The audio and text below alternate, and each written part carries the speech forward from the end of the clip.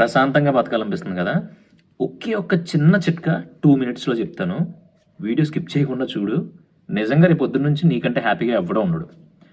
ఇప్పుడు ఈ ప్రపంచంలో మొత్తం అందరికీ నచ్చినోడు ఎవడైనా ఉంటాడా? హీరోల దగ్గర నుంచి మొదలుపెట్టి, రాజకీయ నాయకుల దగ్గర నుంచి మొదలుపెట్టి, దేవుళ్ళ వరకు అందరికీ నచ్చినోడు ఎవ్వడు లేడిక్కడ.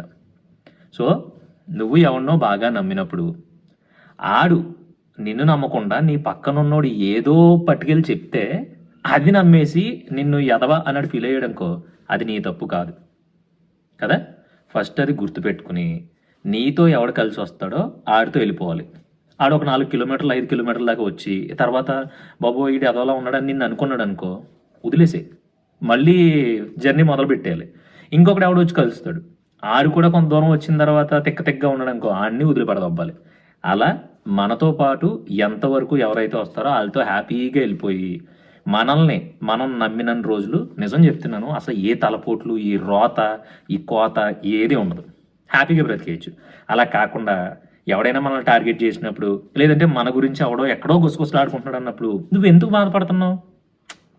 ఇప్పుడు నేను చేయలేదు, ఒరే నేను చేయలేదురా, అయినా సరే అలా అంటున్నాడు రా, నేను ఎంత బాగా చూసుకున్నాను రా, నేను ఎంత హెల్ప్ చేశాను రా, ఎంత అలా నమ్మాను రా అని ఈ తొక్కలో సోదంతా మానేసి, ఇవన్నీ నీకు తెలిసినప్పుడు నువ్వు వేరే వాడిని నమ్మించడానికి లేదంటే ఒప్పించడానికి, నేను ఇది కాదు అని చెప్పడానికి ఎందుకు అంత కష్టపడుతున్నావు?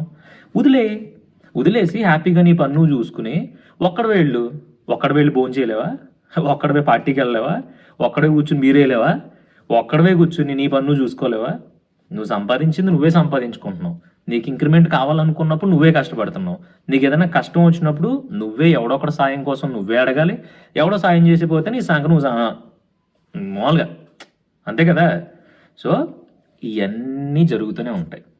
ఎవడు మన లైఫ్లో ఉన్నా ఉండకపోయినా గుర్తుపెట్టుకో, 1వ తారీఖు వచ్చిందంటే రెంట్ కట్టినప్పుడు నువ్వు ఎవరికి ఫోన్ చేయవు కదా, ఏదోలా సర్దుబాటు చేసుకుని ఉన్నా లేకపోయినా రెంట్ కడతావు, పాల బిల్లు కడతావు, కిరాణా బిల్లు కడతావు, నీకేమన్నా అవసరం వస్తే కొనుక్కుంటావు. అంతేగాని పలానోడు వస్తాడు, లేదంటే అగో మొన్న నన్ను వాడు అపార్థం చేసుకున్నాడు, ఆడికి ఒకసారి చెప్పి ఒక 5,000 అడుగుదాం, ఏముండవు కదా. ఇండివిజువల్గా నీ నిర్ణయాలు నువ్వు తీసుకుని, నీ కష్టం నువ్వు పడి, నీ సంపాదన నువ్వు సంపాదించుకుని, నీ బాధలు నువ్వు పడినప్పుడు ఆడెవడో ఎక్కడో ఎవరి దగ్గర ఏదో కూసాడని, నిన్ను ఎదవం చేశాడని, బ్యాడ్ చేశాడని ఇంకా అలా ఎందుకు కూర్చుంటున్నావు నాకు అర్థం కావట్లా. అంటే నేను ఇది రియల్గా చూసిన ఇన్సిడెంట్ అనమాట. మా ఫ్రెండ్ ఒకడు ఉన్నాడు, ఎవడో ఏదో అన్నాడంట, 5-6 సంవత్సరాల నుంచి మంచి ఫ్రెండ్స్ అంట, ఇప్పుడు కట్ చేస్తే నా దగ్గర చాలా తినేసాడు, నా దగ్గర చాలా దొబ్బేసాడు అన్నాడంట. తిన్నావా దొబ్బేసావా లేదో నీకు తెలుసు, నీ లోపల ఉండేవాడు తెలుసు. ఒకవేళ నువ్వు తిని దొబ్బేసావు అనుకో, నిజంగా నువ్వు బాధపడడంలో, నువ్వు సంకనాగిపోవడంలో తప్పులేదు. కానీ నువ్వు ఏం చేయలేదు అన్నప్పుడు అన్నీ మూసుకుని నీ పని నువ్వు చేసుకో. ఆడు ఎంతమంది దగ్గర వాగుతాడు, ఎంతమంది దగ్గర నిన్ను రోడ్డుకి ఈడుస్తాడు, ఏడ్చిన ఏమైంది? ఆ సొల్లు కబుర్లు నమ్మేవాళ్ళు కూడా అలాంటి వాళ్ళే అయ్యి ఉంటారు. అర్థమవుతుందా? సో ప్రశాంతంగా బతకాలంటే ఫస్ట్ నిన్ను నువ్వు బ్యూటిఫుల్గా చూసుకో, నిన్ను నువ్వు ప్రేమించుకో. అదొక్కటే చెయ్యి. రేపొద్దు నుంచి ఫాలో అవ్వు. ఎవడన్నా రే నీ గురించి పలానోడు ఎలా అంటున్నాడు రా అని ఎవడన్నా నీ చెవిలో చెప్పాడనుకో, ఆడి చెవిలో చెప్పు ఎవడరాడు అని. అప్పుడు ఈడికి మెంటలు వచ్చేస్తే, ఈడు వెళ్ళి ఆడికి చెప్తే ఆడికి మెంటలు వస్తుంది. సో అంతే, ఆడెవడో తెలియదు ఆ రోజు నుంచి మనకి, అయిపోయింది. హ్యాపీగా నవ్వుకుంటూ వెళ్ళిపో.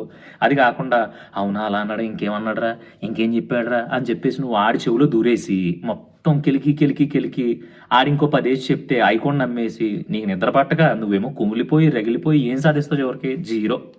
మళ్ళీ ఎక్కడో చోట దాన్ని మర్చిపోవాల్సిందే. 2 నెలల తర్వాత 3 నెలల తర్వాత అదేదో ఫ్రెష్గా ఏ రోజు ఆ రోజు మర్చిపో. అంటే గజనీ టైప్ అనమాట.